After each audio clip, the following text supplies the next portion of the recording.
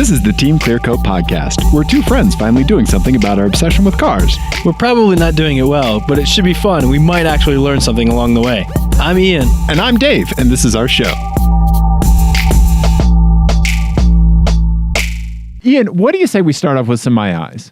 That sounds like an okay idea. Because I've been driving around. I've been seeing some stuff. Yeah. Ian, I think, let's see. Have you bought a dash cam yet? I have not bought a dash cam, but I still need to. So I saw this today.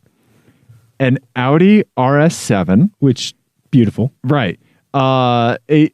Which I didn't like at first, but now I like the weird little hatchback, right? I think it's gorgeous. Yeah. It looks like some kind of fish, but I like it. And so this individual has the license plate that says Waxwing. Yeah, what does it mean? The only thing I could think of was Icarus flying too close to the sun. Oh! And so I stopped. He's barely affording the lease payments. He's barely affording the lease payments. And this license plate gets more true and true the longer he owns the car. he or she Yeah. owns the car. Yeah. Right? Yeah. I thought that way. Whoever has done that, if there's any way you hear this yeah, please get a hold of us, because hats off to you. I like how good job for putting that together, because I would have been staring at that forever. Right? Yeah. But that license plate gets more true every day. Right. Especially like maybe it's like passed out. It's out of warranty. Yeah. And instead of renewing the warranty, they like went and got vanity plates that said wax. Yeah. Right? I like that idea. Yeah, I think you're completely right. That's got to be what it is. Yeah. Must be. I love it.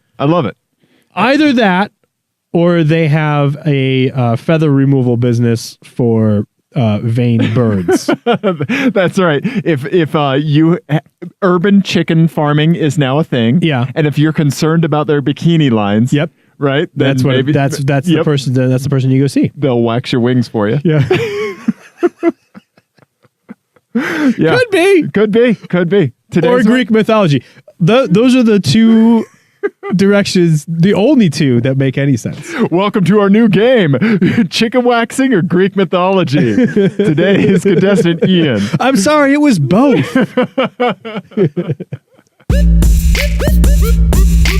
I have something that we should just start calling this segment Shower Thoughts. Okay, all right, I like that. Shower Thoughts. With Ian. Yeah, let's call it Getting Wet with Ian.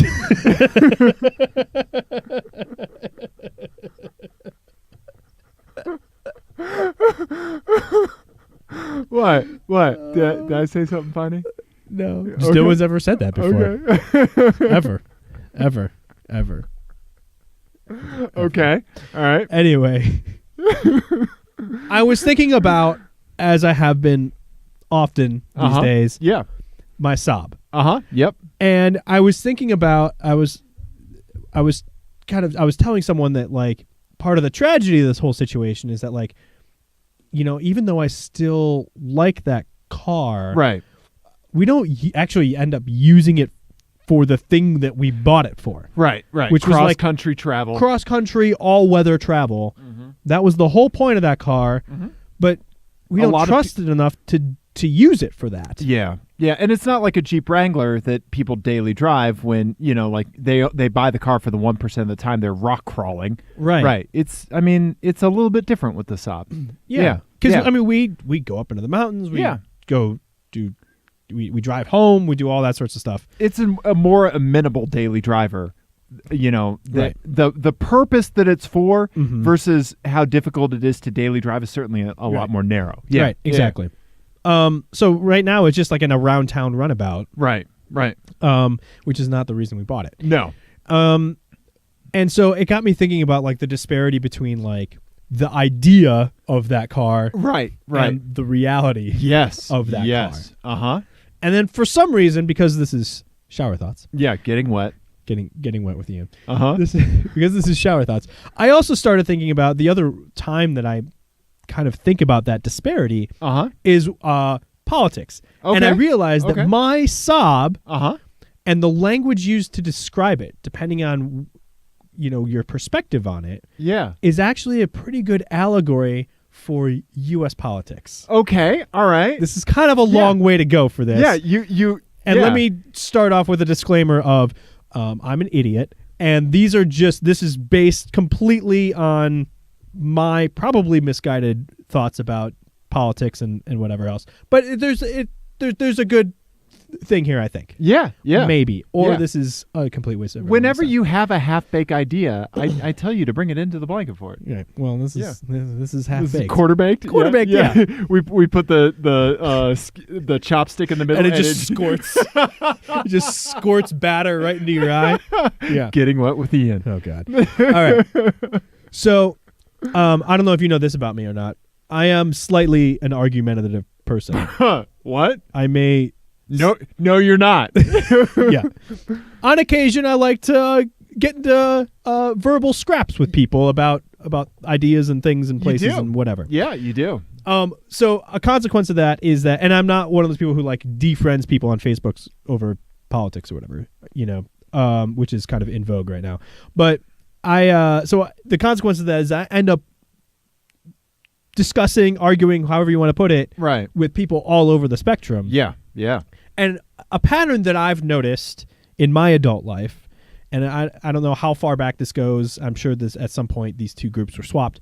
But in general, and this isn't Republicans and Democrats, this is sort of, conservatives and more liberal types. Okay. So in general, conservatives seem more concerned with the idea or an ideal or a process. Okay. And the left seems to be more concerned with like outcome, right, reality on the ground, whatever. Right.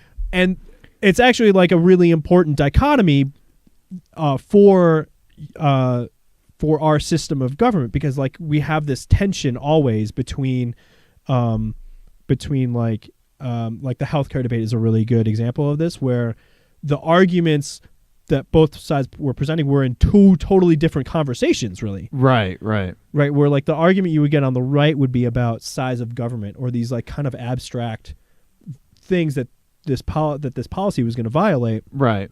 But the arguments on the left that they were presenting were more about like, well, what does this actually mean for people? Right. Yes. Right. Yes. And to be clear, and I'm not trying to like downplay the importance of the arguments on the right by saying that they're not based in reality. That's not what I'm saying at all. Right. They're actually really, really important. And I'm actually kind of more drawn to those as a starting point. And then I'm like, well, what are the outcomes? And then kind of get dragged to the left typically. Right. But whatever. Tangents. Right. But so it's just interesting to me that like you can kind of boil down cars in the same way. Like I would justify or the way that I would shop for a car is more thinking about the ideals and the idea of something than the practicality of daily life. Right. Okay. Whereas somebody else would approach it and be like, you're an idiot. This is what it's actually going to mean for you. Right. And I'd be like, but nobody has one. Right. Look at the number on the page. But the idea of the quantity of ownership and being at a different area on the automotive ownership bell curve than everybody else. Right. And like the statistics are what they are, but the idea that is a deciding factor versus parking it, like versus it starting every time. Right. Yeah. Exactly. Right. So that's all I was my broken down family car is an allegory for the state of U.S. politics, where like if someone was talking about the practicality of my car and I was talking about why I bought it, two totally different conversations. Right. We're not even talking the same language. No, you're not. Yeah. So that's my allegory. I really like that. Yeah. I've had better.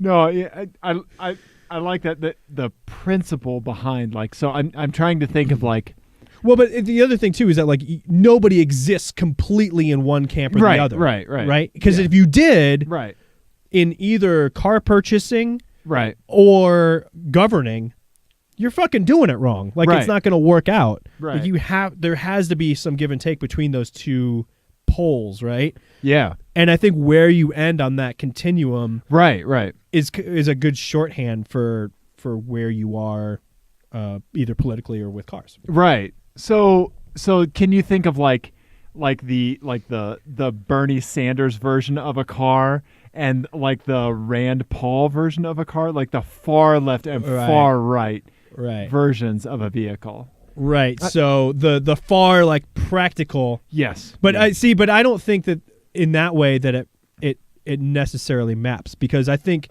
I don't think those two are good examples, because I think like typically I don't hear people that are like center left, right, or like Democrats, like typical Democrat voters. I've never once heard anyone say the sentence, you know what, I'd like to grow the size of government. Right. Right. It's just not something that people think about. Right. But they're thinking. Bernie Sanders is Democratic Socialist, though, so he does kind of think in those terms. True. So he does think he's an ideologue. Right. So I would put so all he's ideologues. Yes. There you go. Okay. So the poll isn't really right left as we think about him. Right. It's more ideologue versus pragmatist. There you go. Yes. Okay. So what is the most ideologue car equivalent and the most pragmatic vehicle you can think of? Right. So an ideologue car to me would be something like a like a 12-cylinder Mercedes out of warranty. Okay. Wax wing. Yeah, wax wing. That's what we need to call those cars from now on. That's the title of this episode, by the way. Yeah, wax wings. Wax wings. Yeah. So wax, or like a out of warranty Rolls Royce. Right. Yes. There you go. That you're barely affording. Yes. That is. Yeah. If you don't have unlimited resources. Right. That's an ideologue car. Yeah. Right. Okay. Or like the other example of that for the sports car world would be like, basically a tube frame chassis that you're like under the radar, have street legal. Like a race car, like a real legit race car that you somehow got plates for. Right, because you're operating on the idea of the law. Right. Yeah, exactly.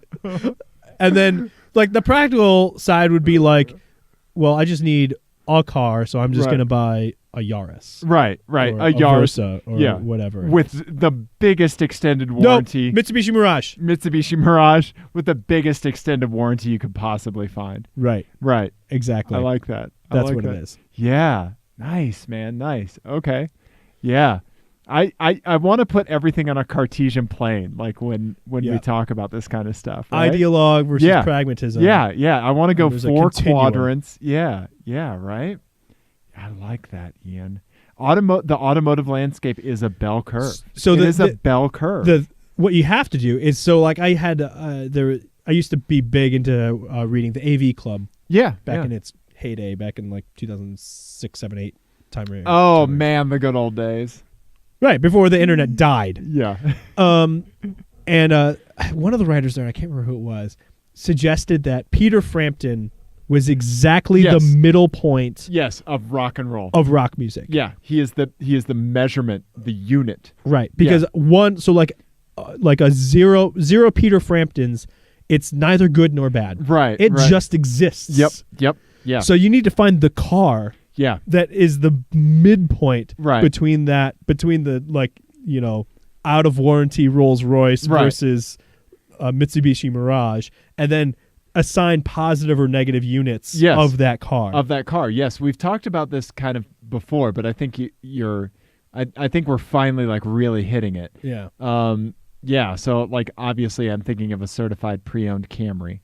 But I think that's pretty far towards the Mirage side. Yeah, I would say. Yeah, you know, because it's got to be somewhat outrageous, right? But at least like a little like sprinkling out of outrageousness, like a Scion TC.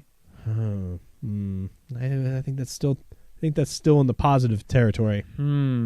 Positive Mirages. And like an E36 BMW. I think we're getting that's closer. Yeah, we like M3. It's got to be M3. M3. A 4-door M3. 4-door M3. Right?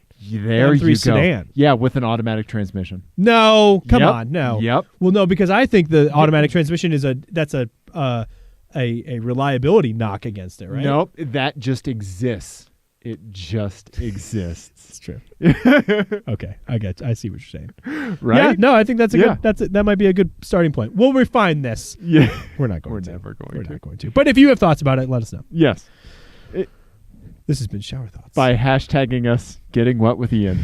Please don't do that. Yeah. I want everyone on the internet to hashtag you Getting Wet with Ian. Okay. Ian. Yes. So, you know Very excited to talk tonight. Very excited. You know how when you're driving and you pull up to a stoplight and there's already people at the stoplight in front of you? Nope. This is not what we're talking about tonight. There's cars in front of you. This at is the not what we're stoplight. talking about. And you have to decide. We left it on. We were going to talk about you driving my car. You have to decide which car is faster. Yeah. which one's going to leave I'll be right back. the stoplight faster? Oh God, wait, what are you doing? No. Shut up! Shut up! But the stoplight. Shut up! The stoplight. Talk about my car. So when you pull up to the stoplight, No. Okay. All right, Ian. Sorry for peaking the levels. Let's Kept talk. me in suspense. That was a real week. Yeah. Time. Yeah. 7 days In Ian. both podcast time and also real life time I've that you have refused to talk to me about this. I've kept you in suspense. Yeah. And you're going to talk about some stoplight nonsense. We'll get back to stoplight nonsense later in the show. Okay. All right. Ian, let's talk about your car. Let's do that. Okay, so for those who don't know what this is all about, Dave's car was my old man Infiniti sedan was leaking fluids, leaky bladder. Yep, like one's known to do. Yeah. Snot or something was coming out of it. So while that was getting repaired, he was using my car while I was out of town. And yes, there it is, pictured in its natural habitat on the back of a flatbed. Yeah, that's it. Okay. So he was using my car, and he has refused to tell me about his impressions of it. He did text me, or he did on Twitter. I think he said that he already fixed one thing and didn't tell me what it was. And it took me like a while to figure out that I had like one little piece of headliner that was hanging down from. It's just like a little flap from the whole rear hatch. Yeah, the back strip. I guess there's probably like humidity and moisture that comes in there that degrades the adhesive. Yeah. And so I just happen to have spray adhesive. And that was new. That it had fallen. It was like a little loose up until a couple of weeks ago. Okay. And it like bloop. Well, you drive with your windows down a fair amount. Right, and I think that was part of it. Yeah. And I just happen to have spray adhesive because I'm a crafty motherfucker. And so I hit it with some spray adhesive, so we'll see how long it holds. It looks great. Okay. Thank you. I really do appreciate that. Yeah, no problem. Although I was like, it did make me realize like how many little things are wrong with my car, because I was like, oh wait, it wasn't that. Oh, was it? No, it wasn't that. Oh man, I didn't even think about that effect. Yeah. Yeah. Shoot. Okay. All right. I should have said I might have fixed one thing. Well, then I really would have been. Then I would have been looking for things. Yeah. Yeah. So while my car was in the shop, I drove yours. Thank you so much again for letting me borrow it. But yeah, I don't think I might as well daily drive a Ford Raptor, and then when it comes to getting in your car, just because it's such a different experience. Yeah. Okay. So the thing that I want to talk more about, more than anything, is when you pull up to. No, I'm just kidding. Is you are really concerned? Like you are literally wringing your hands right now. Yeah, I'm over worried. concern about what I think about your car. Yeah. Well, because I don't know. I sometimes think that because I love that car. Yeah. No. I love it. As you should. And I sometimes think that I have automotive Stockholm syndrome with it. You definitely do. That like I'm just so blinded by my devotion to this car that I don't see the flaws. Right.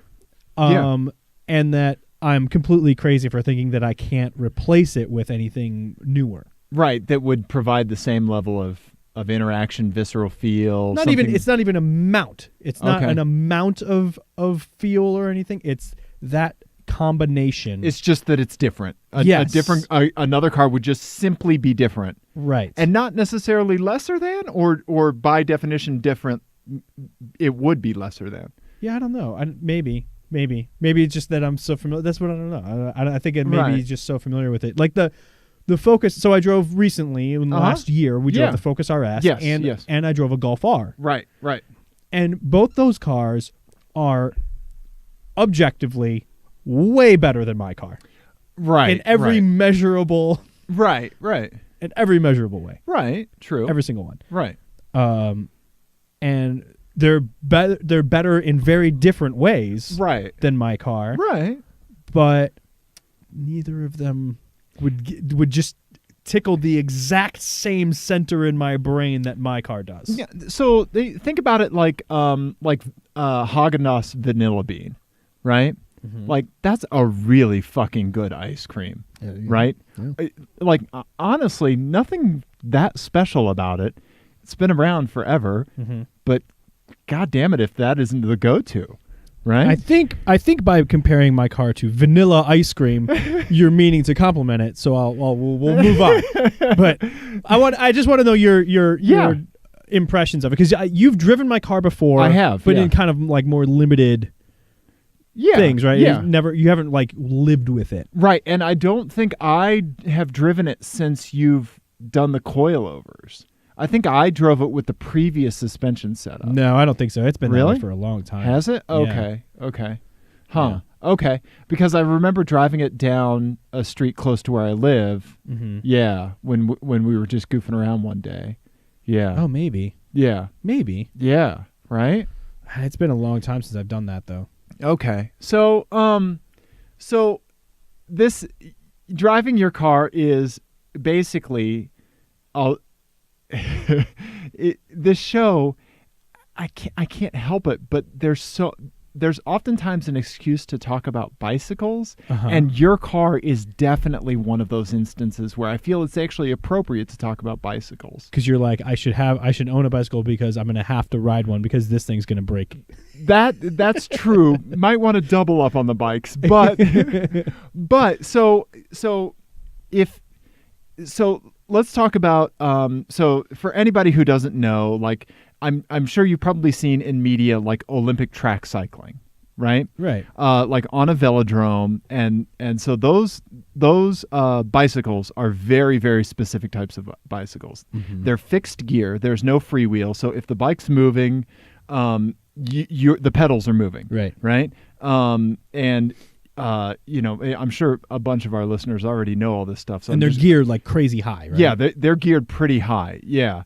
So just for anybody who doesn't know, typically like when you have like a road setup and you have two front rings, about the big ring that you have, and then something somewhat close to the little ring that you have on the back is what that's their only gearing option, right? And they have no brakes whatsoever. Mm-hmm. Anything extraneous on the bike would only get in the way of the person being able to lay down the maximum amount of power, right. to the track and to the velodrome.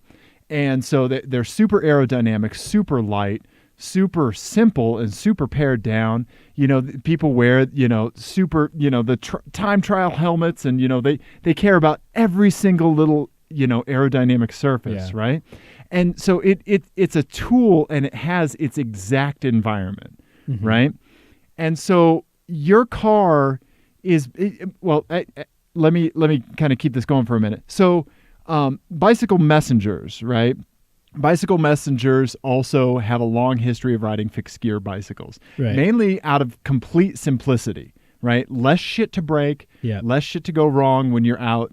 Oftentimes when they're carrying, giant packages, they don't always have a hand where they could grab a brake. So being able to backpedal is how they maneuver through traffic, right? Mm-hmm. And I've ridden a fixed gear for years. You now own it, right? But I had it set up fixed gear for a long time. And so there's this interesting kind of feeling that you have when you ride a fixed gear bike where you feel really connected to the bicycle because you can't coast. You can't. Right. Right. And so the slightest variation in power, you're really sensitive to. If you're on road tires, like 23 centimeter tires, 23 millimeter tires, you're paying close attention to the road surface, right? Mm-hmm. Stuff like that. And to me, your car is like that Messenger's fixed gear bicycle, right? Ultimately, it's at its best on a track, right? But it was fucking nerve-wracking driving that on Denver streets. You can't text.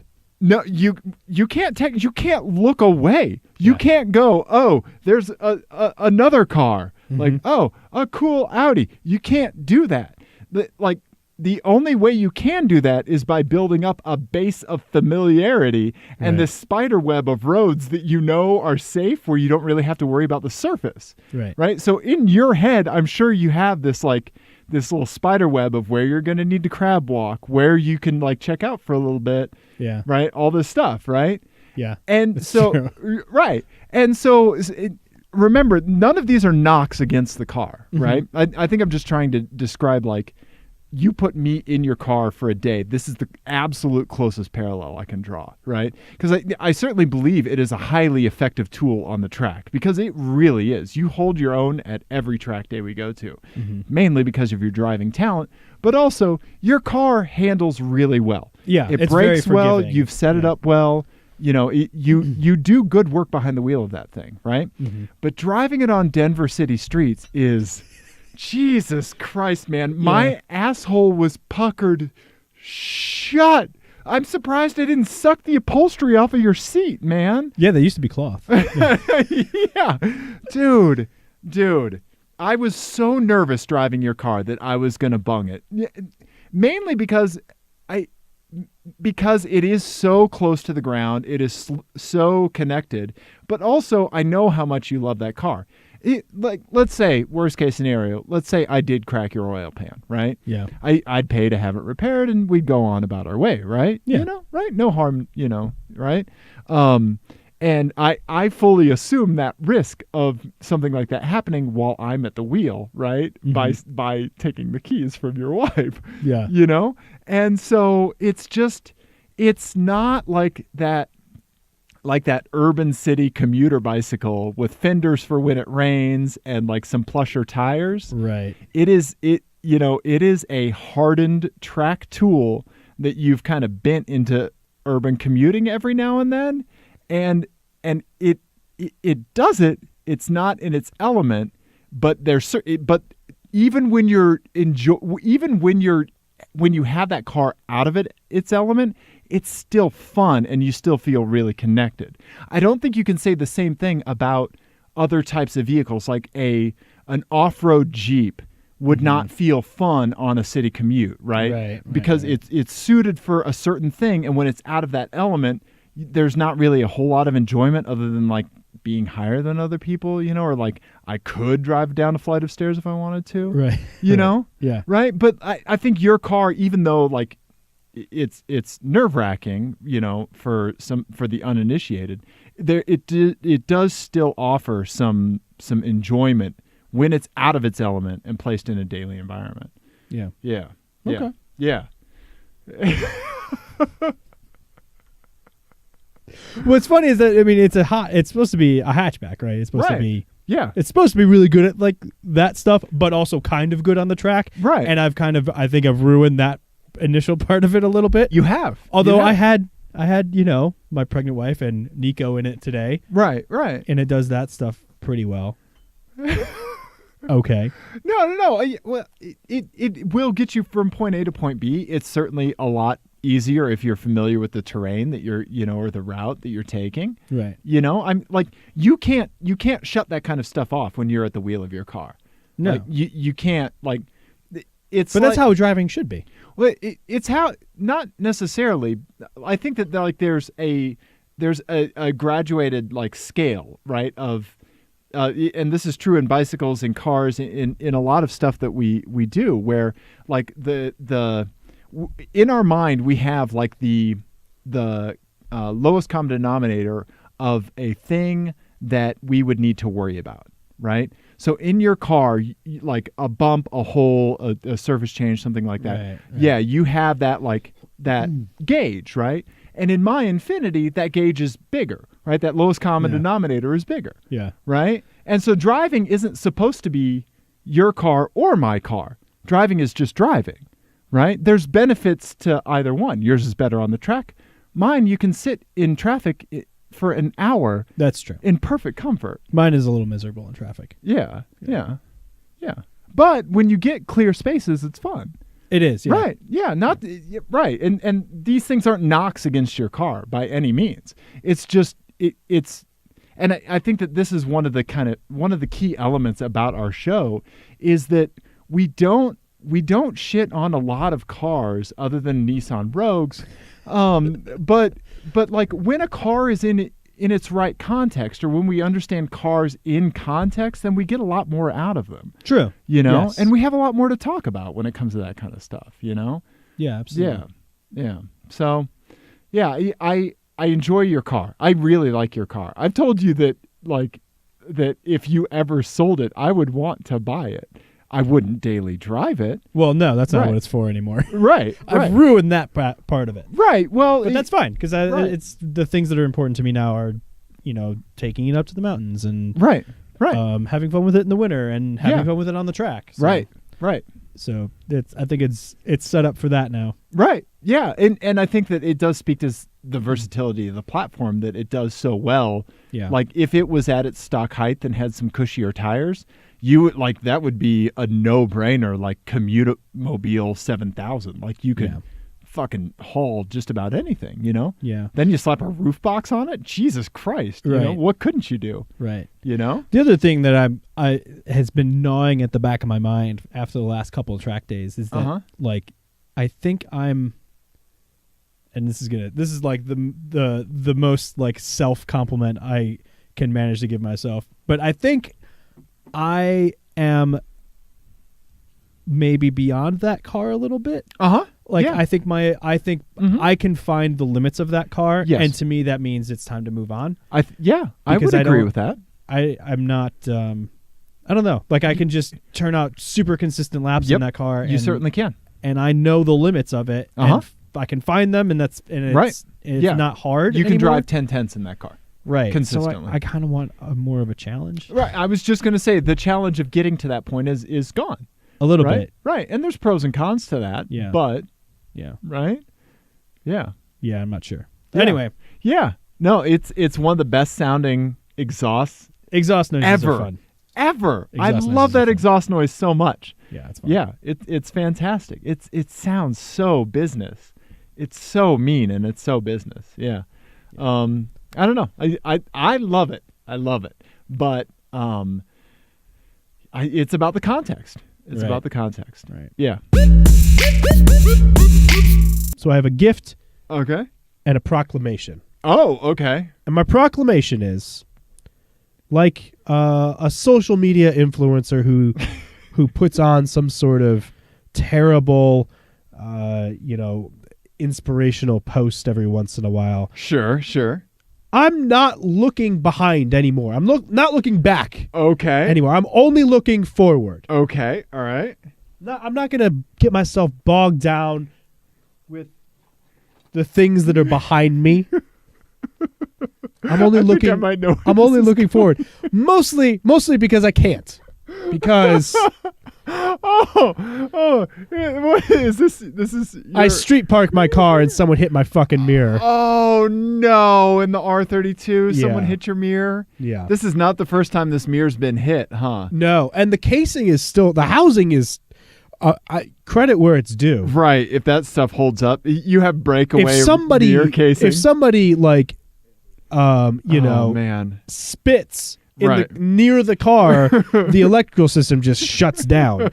But this mirror housing has taken a fucking beating over the years, and finally the glass let go. And this is the largest chunk I could salvage. Oh man, that's too bad. Yeah. So another one's on the way. Okay. It's a heated thing, so of course it's $70 for the glass. For the glass. Oh God! It's got like a little electrical coil and thing in it. Heated element. Oh wow! Does it work? Do the heated elements work?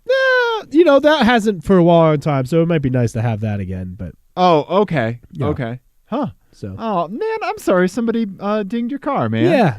So how bad is the housing? Like, is it? It's got a little scrape on it. That's from like it hitting scuff. The ground? No, it never fell off. Okay, what was holding it on? the wires for that? No. This actually like peeled off. Okay. So like this is where the glue is. The glue failed. Yeah. And it like when it snapped back in place, it just like blunk. Gotcha. Okay. So that reminds me a long time ago, maybe like 15-ish years ago, we were taking a ride in it was in a guy I knew, a guy I used to work with. He had a Ford Exploder.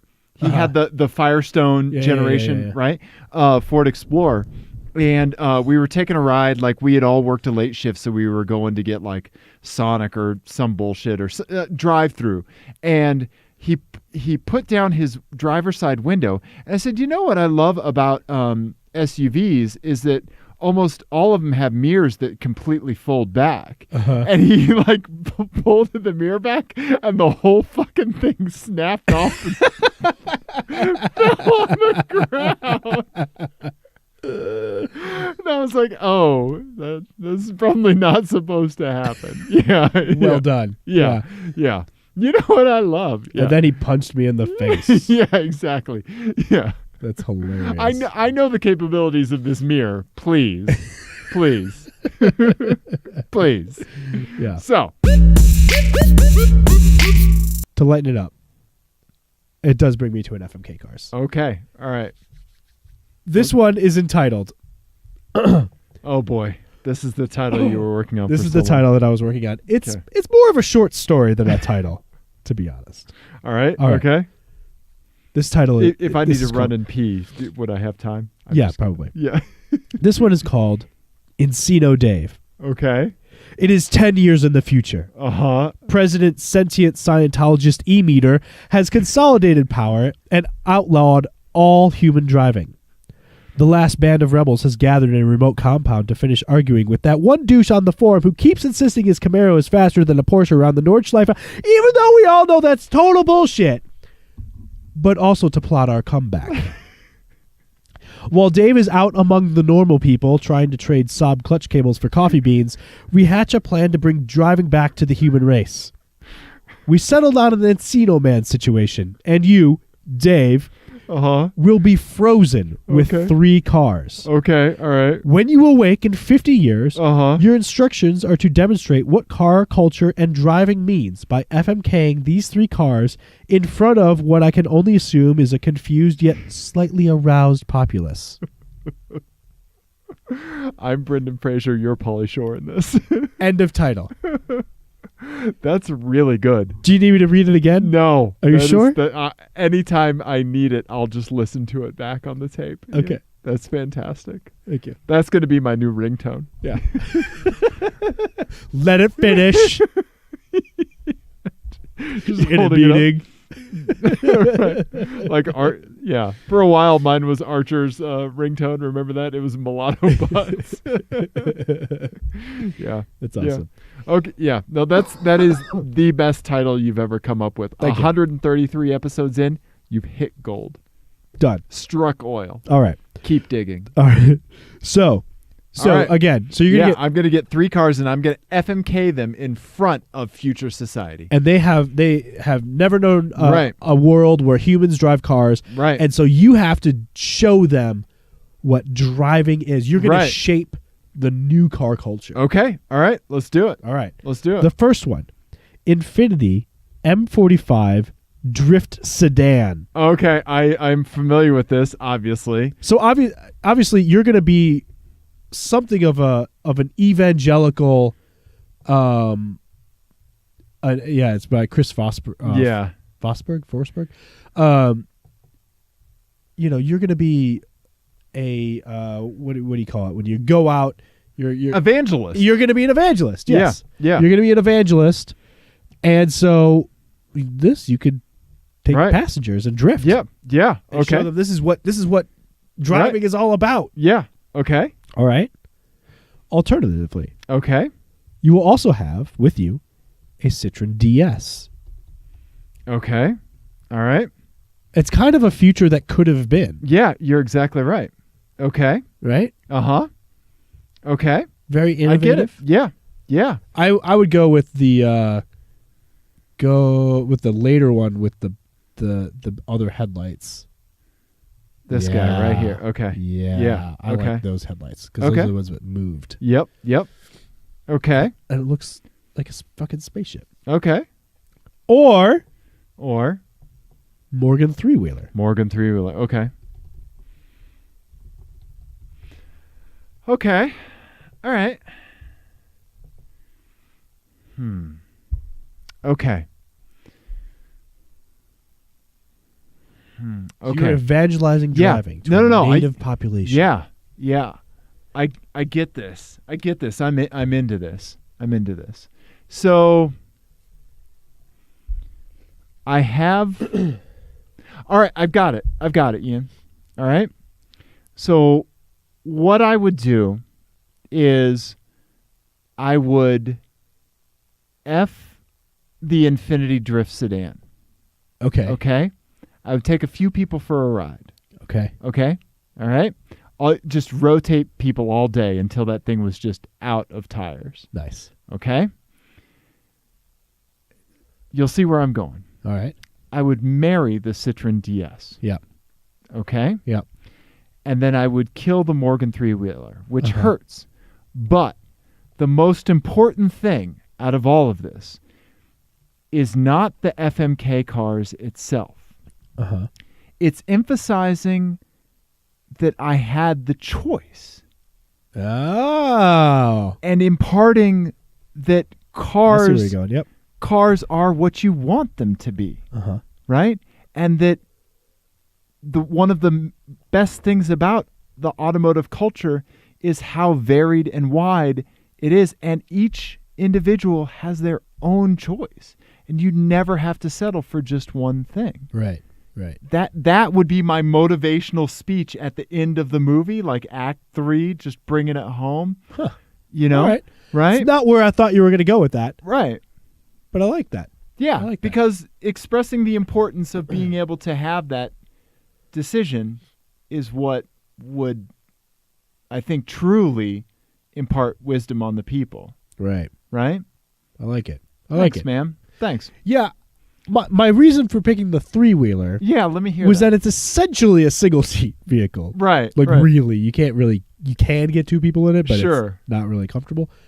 And that car culture has this unique, weird thing of it being a decidedly solo experience. Right. But we also have a shared experience of it. Right. Especially like motorsport, that sort of thing. Yeah, I like that. So that you choosing between taking people with you to drive enthusiastically or not. Right. And then the Citroen of not driving enthusiastically whatsoever. Right.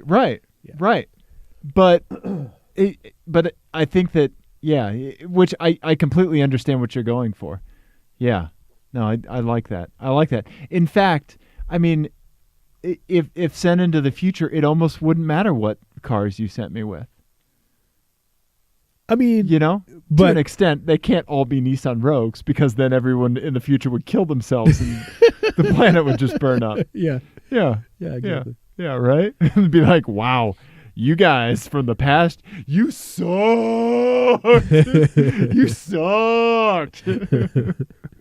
Yeah. No, I dig that, man. That's a good one. That's a really good one. Thank you. Ian. Yes. Let's talk about something else. Let's talk about pleasant things because you've had some life changes happen, Ian. Yes. You've birthed another human into the world. Well, I didn't birth another human. Well, you had something to do with it, hopefully. Well, yes, I did. I did. Why did you look up into the... It's been a very, very busy few months for me. Yeah. And I told Jenny, the way I put it was that I feel like I've been spinning plates for like 3 or 4 months. Right. And the largest and most complicated one to keep spinning just started shitting and demanding a college fund. Right. Yeah. So yeah. Right. Yeah. So yeah, baby Gus, August. We're calling him Gus for short. Yeah. Welcome, August Jack. Yes. Yeah. He is a chunky little guy and fortunately a pretty good sleeper so far. I obviously am very excited and very exhausted. Yeah. He will be 3 weeks old tomorrow. Okay. All right. So I have had approximately 3 hours of sleep. Yeah. Since then. But I do want to tell a story about when I was in the hospital. Yeah. And Dave knows about this because I texted him immediately when it happened. Yeah, I'm gonna pull up my thread. You start laying the exposition there, Aaron Sorkin. Okay, so we are in the hospital, and I think this was before Jenny. Jenny was in labor, but then we ended up in a C-section. But so we were kind of waiting around for the doctors to get their stuff together and the OR and everything else. Right. So we're just kind of chilling and waiting. And I was in a full conversation with my wife, like completely locked in. Like we were both saying full sentences. Right. We were having a real adult conversation. Okay. And in the background, I hear this announcement, which was no shit, going through the entire hospital for about an hour after this, on repeat. First of all, what hospital were you in that still uses overhead paging?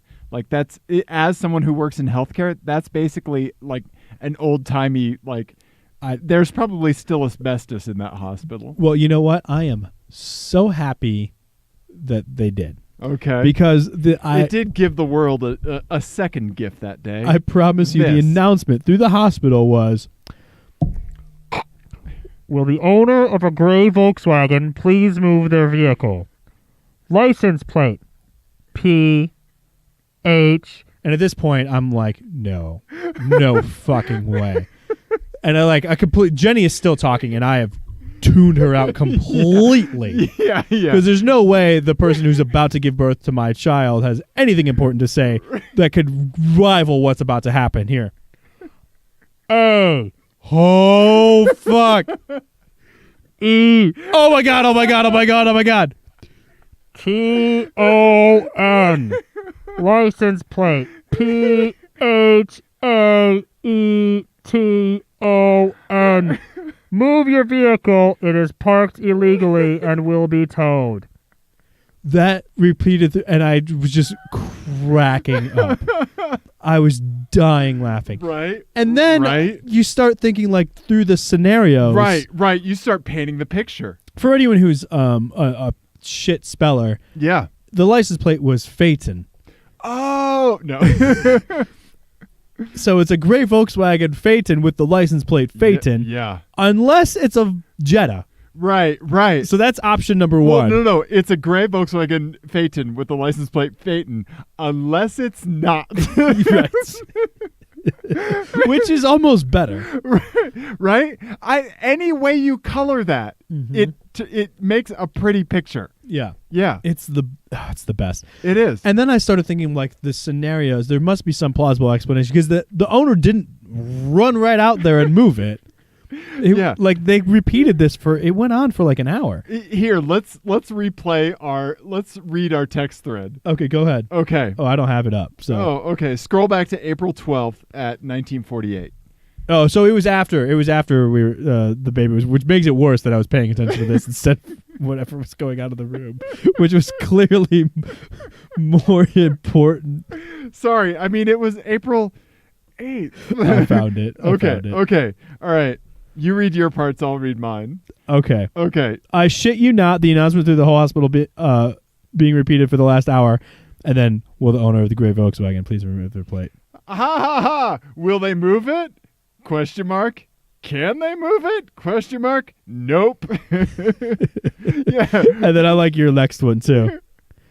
Well, but you have a line, Ian. Line. Oh, but just what are the odds? The Volkswagen Phaeton. It's the city's problem now. And I replied that the license plate only says Phaeton because electrical failure wouldn't fit. Right?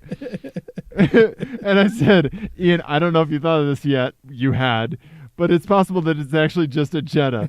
Imagine a person getting a Phaeton, sprung for the personalized plate, but the car was such a dumpster fire, but they got rid of it. But they were too lazy to change the plate. So like it could have been on a Chrysler Sebring convertible. Yeah. And I was a few steps ahead of you because I said, oh, I definitely considered that. Yeah. I had many scenarios running through my head, including that this maniac was working as an organ transplanter or organ transporter in a Phaeton. The hubris. And they had the car outside because this is one of their usual stops. So they had some spare parts stashed around the hospital. And they were in a mad dash to collect them all before the car got towed. Right. Yeah. And then I said, have I mentioned there's a surprising amount of downtime with a newborn? And so so in hospitals, I don't know if you've seen them. There's a few different vendors for these, but there's one vendor called Pixis, and they make these scrub distribution vending machines. So like you badge it and you pick your size of scrubs. Yeah. You get them like the old timey sandwich doors. Okay. Right. I just picture like the organ transplant guy running up to a Pixis machine, like badging it and just opening a fuse box. Just a fuse. Just badges it again, and he's like a MAF sensor. Yeah. He's got like 10 minutes to go on the heart that's in the cooler in his car. Yeah, exactly. But he's inside getting coil packs. Right. And he could have just been what they they could have just been. I mean, I do think like the amount of hubris required, right, and idiocy required is probably a dude. 100% a dude. But they could have also just broken down. Yeah, they could. That could be where they pushed it, right, when it was rolling to a stop. Yeah.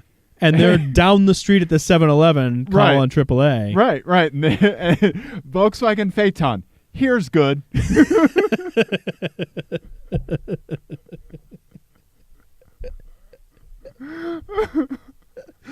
Yeah.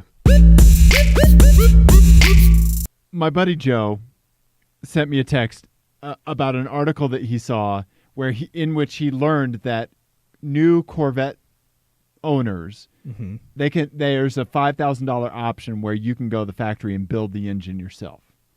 You know about this? I've heard about it. Yeah. Okay. Right. And so like, they give you all the tools, they walk through, they help you, do everything. That's something you can do. Right.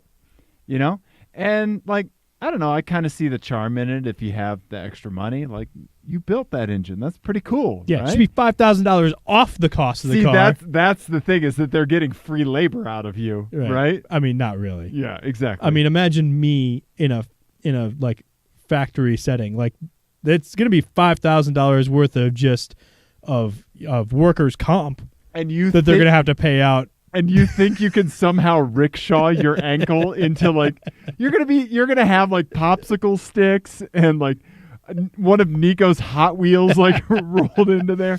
Your ankle's gonna look like Katamari Damacy. Ian, yeah, please, someone. I know Nick Lindy gets that joke. Best PlayStation 2 game ever. Ian. Okay. All right. So in this FMK cars, this one's called Options. Okay. All right. Ian, first up, I'll give you a Corvette. Okay. You get to build the engine, but there are no manuals or guidance from the employees. Okay. So I have got it. A rolling Corvette chassis. Got it. And also, so it is an LS. The LS is a pretty simple engine, but right. Let's go ahead and say that the tools you have, right? If you pick up a torque wrench, it is set to the right torque. Okay. It's not up to you to hit the right torques. but it is up to you to actually do all the assembly of the engine. No internet access. No internet access? No internet. Not even. I should just give you the VW Vortex forums. I should just firewall you off to that. I build engine. I'm going to put quotes around build.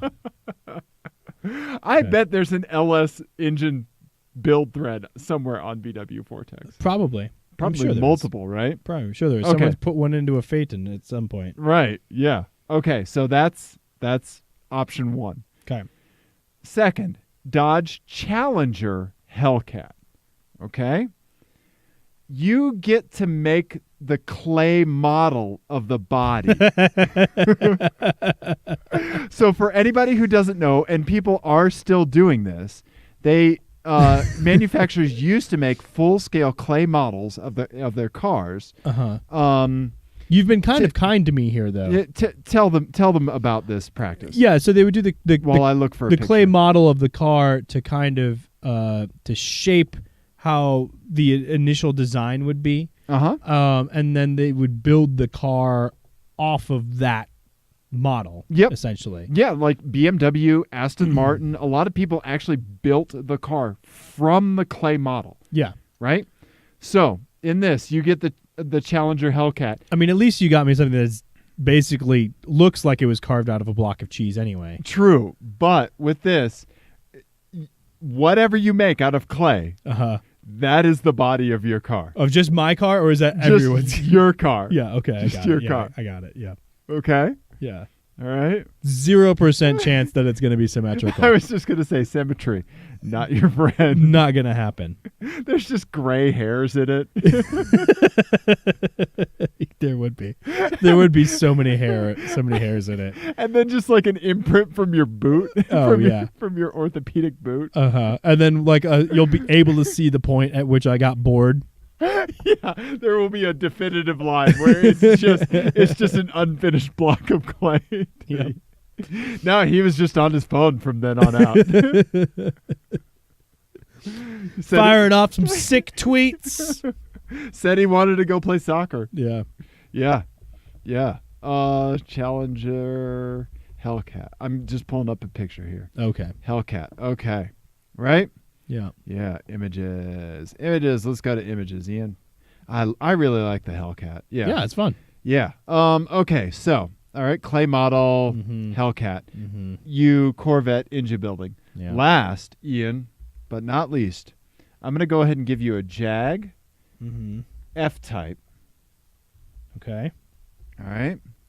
You, Ian, you are handed a big-ass spool of wire, and you have to do the entire electrical system. But, Ian, you actually get all of the documentation necessary and all of the wires that you would need. Okay. You just have to cut, strip, and join everything. Oh, okay. All right? Okay. But imagine the quantity of wire in there. Oh, it's going to be ridiculous. Yeah, I would imagine. Now, can I just say, like, figure out, like, I don't need that feature. I'll let you do that for, like, the seat heaters or some stuff like that, but you need to wire ABS sensors. Of course. Like the full engine wiring harness. Yeah. All the sensors, all of that. And the stereo. I mean, okay. Yeah. Okay. So I'm not worried about being able to read a wiring diagram or terminate wires. Right. I have, however, seen my cable management skills, and I'm going to tell you, I have concerns. Okay. All right. So that would be an issue. Cable management, for anyone who has never had to deal with such things, is actually a pretty difficult and an impressive thing when people are good at it. I'm moderate at it. Yeah. And I think my work to the normal person is good, but I am only moderate at it. Yeah. I've done some server racks that are flawless, but I've seen better. But you were it was a stretch for you. Yeah. Oh, yeah. Yeah. I have done server racks that are atrocious. How you say atrocious? This is what you would be building right here. Right. This is the supercharged V6 wiring harness. Oh, that's the actual one. This is the actual part. Yeah, Nice. because I mean, you Jaguar just packs one of these in the trunk when you get the car. They're like, Here's you're going to need this. Yeah. Yeah. Okay, so I'm going to have to... So basically, I'm marrying or effing one of the... Okay, I get it. Okay. I'm going to crush the Corvette where I built the engine because there's no way that goes well. Okay. And even if it did go well, that would almost be worse. Because it would be so unsettling. It's like the FMK cars where you gave me where I did a whole brake job in 5 minutes and no extra parts. Right. That's just too fast. It's haunting. It would be... I would be waiting for something. Like if I drove out of there and it blew up on me immediately, I'd be like, oh, that makes sense. Right. But if it didn't... Right. I would just be waiting for it, and I wouldn't be able to actually enjoy the Corvette. Right. It would be terrible. So I've got to kill that. Okay. I think for a day I'll drive the Jag that I do the wiring for. Okay. Because I think it'll work. I think I would make it. Yeah. I could make it work. Yeah. I think you would you put on some music, you'd get in a solid groove, absolutely punching down stuff into Terminators. I would do it. I think it would all be connected correctly. Yeah. I do not think there's any chance in hell it would be neatly installed. Right. Is the problem. Right. Which means there'd be weird lumps in the carpet. Yeah. The seat wouldn't go where it needs to go. The hood might not shut all the way. Something would stop working when I turn left. You'd have to put on the brights to do the horn. Right. I mean, I would have fitment issues, I think. I don't know that I would... I don't think I would screw up the brights and the horn. Right, but the fitment issue... Yeah. Yeah, okay, I get that. Yeah. The hood wouldn't quite close. Yeah. That sort of thing. Yeah. And I don't think I could deal with that. Right. Which means I'm going to marry a car that I have styled. Yeah. Which would not go well. I think it would go very well. See, and I want to ask you what you would do, but here's the thing: you would be good at all of these, right? Which is annoying. That's why I made it for you. Yeah. But there's none of these would go particularly poorly for you. I don't think. I think if anything, what you said about the Corvette, I think is really good, because I think I might install it, have it built, but then in the back of my mind, like you were saying, it would be like that. Well, that went too well. Yeah. Yeah. Or just even the waiting for something to go wrong and knowing it's your fault if it breaks. Yep. Exactly. That there's no one to blame but yourself. Right. Yeah. Ian.